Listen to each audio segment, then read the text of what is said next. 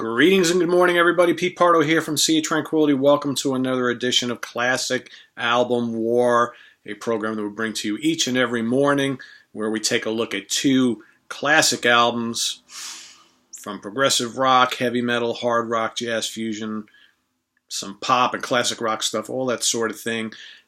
Could be of the same genre. Maybe they came out around the same time, that sort of thing.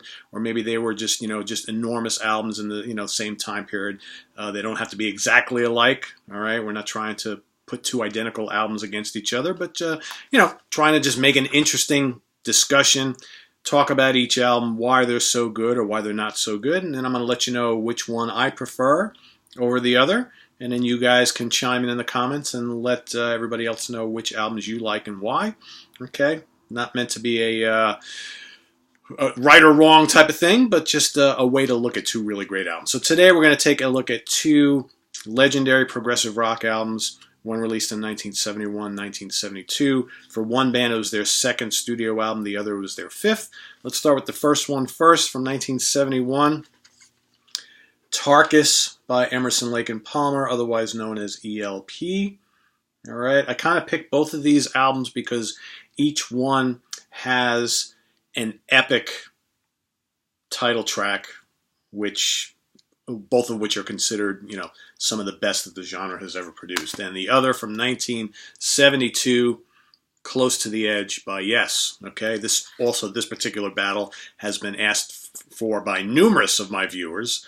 Okay, so I figured I'd give this one a shot. So let's kick it off with this. Okay, so produced by Greg Lake, big seller for the band, of course, coming off their masterful debut album, okay, which was very, very well received. Band did their, played the big show at the Isle of Wight, right, announcing themselves as a supergroup after the Pictures at Exhibition live album. Come out with this. Pretty good stuff, right?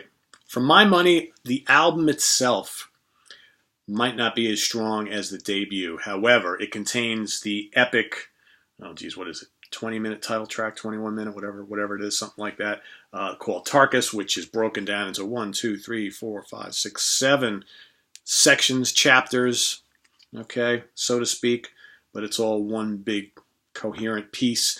A masterful work from Keith Emerson, some great vocals from Greg Lake, great bass playing as well, and of course you got Carl Palmer, doing some amazing stick work throughout that song. One of the definitive songs of the ELP discography, in my opinion. A great tune, a classic, epic concept track, epic length prog track, whatever you want to call it, right? We often talk about, prog rock bands, especially the classic ones, all had like that epic long monster of a track. Well, this is, basically the one for ELP, or one of a couple, right? And it's fantastic, and just killer Hammond organ work from Mr. Emerson on this whole album. Actually, this album for me is a tour de force for Keith Emerson, right? That's all side one on the vinyl, right? Side two, I find a little hit or miss, okay? Jeremy Bender is like a quick little kind of funny, honky-tonk piano type of tune. Yeah, I could take it or leave it. Bitch's Crystal is awesome. That's easily the second best song on this album for me. The Only Way, Him, and Infinite Space conclusion basically segue into each other. That's very good, all right? I kind of think of that as one piece. Very, very good. Again, some great keyboard orchestrations from Keith Emerson. A Time and a Place, another pretty good tune, kind of mellow, but again, some great instrumentation from the band. And then Are You Ready, Eddie, which is kind of like a boogie rocker from the band. Fun for what it is, but not one of my favorite tunes on the album. This is the remaster reissue, which has the remix from Steven Wilson, which is pretty damn good. So a great album. Okay, probably contains my favorite ELP song of all time in Tarkus. All right, but I find the album itself probably not as strong as their first album and Brain Salad Surgery, but still a strong album. Okay, so then we go fast forward a year. Close to the Edge, produced by Eddie Offord. Okay, you got the classic title track. I think it's about 21 minutes long. Amazing. Amazing, amazing, amazing. What more needs to be said about Close to the Edge? If you read the kind of the history of Yes and the creation of this album, Close to the Edge was made up of all these little pieces of music that they somehow in the end all pieced together to make perfect sense. So, if you look at the Close to the Edge, on the album, right, or the CD, you can see all the different couple of sections. I think it's about 4 sections or 4 movements of music, right? Some of which are closely intertwined. Others kind of do a quick about face.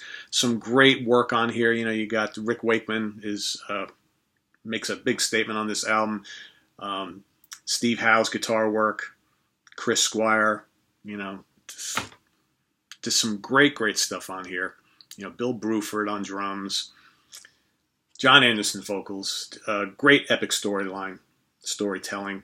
One of, along with Tarkus, along with maybe Supper's Ready from Genesis, probably one of the greatest, maybe also, you throw Awaken in there, The Gates of Delirium, some of the best epic tracks from any prog rock band, back in the early 70s. That segues into And You and I. Fantastic piece of music, just gorgeous. This is, for me, all about Steve Howe's, majestic guitar work, Wakeman's mellotron and array of keyboards, gorgeous vocals from Mr. Anderson. Great tune. Again, epic length, right? Broken down into different sections. And then my personal favorite Yes song of all time, Siberian Khatru, which is just a great kind of groove-laden, intricate rocker, right? It's got that great mellotron in the beginning. It's got the weaving bass lines and dizzying guitar licks and stuff from Steve Howe. Just a great track. One of their more unique songs, in my opinion. So what do I think when I put these two together here? Well, in my opinion, it's not really much of a fight. As much as this has some stellar moments, and for the title track alone, this is a great album, but this is a magnificent album. So, knockout in round 5. Yes, Close to the Edge takes it. In my opinion, this is probably the greatest progressive rock album ever recorded.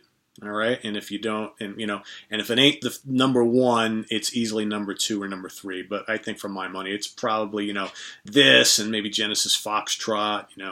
Thick as a Brick by Jethro Tull. ELP's Brain Salad Surgery. You got a bunch of a couple, maybe throw a Gentle Giant or 2 in there. We could talk all day about what some of the best prog rock albums of all time are, but I think for me, this is probably it. And as great as much of this is, there's a few throwaway tracks on here. There isn't a second throwaway anything on Close to the Edge. So that gets my vote. Curious to see what you guys think over on the Facebook page. It's a runaway victory so far for Close to the Edge after a couple hours. So feel free to go on our Facebook page and cast your vote. We have a few fans that are going in favor of this, but the majority of folks are voting for this. So for the few of you who suggested I do this battle, not much of a battle in my opinion. Okay, a great album, but a stupendous album, and perhaps one of the greatest ones the genre has ever seen. So that's my pick for today. Visit us on the web at www.seaoftranquility.org. We're on Facebook, we're on Twitter, of course we're here on YouTube every damn day, bringing you all sorts of content, and especially these classic album wars every morning. So a lot of you have been asking, well, Pete, when are you going to do some classic live album wars, right? It's coming. It's coming. I have a whole list of other classic album wars I want to get to first before I switch gears and start doing the classic live album wars. That'll probably start right around the end of the summer, so we probably got another good few weeks left with classic album wars, because I got a whole bunch of others that I want to get to first, and then we're going to switch gears and do live albums. So it's going to be prog albums, jazz fusion albums, hard rock albums, metal albums, all that sort of stuff. All those great memorable live albums from the late 60s, the 70s, and even some from the 80s. So that's coming, probably around the Labor Day time. Maybe a little early, maybe a little later, something like that. We'll see how it goes. So till then, we'll see you real soon. Actually, I'll see you tomorrow morning, right? All right, guys, we'll take care. Bye-bye.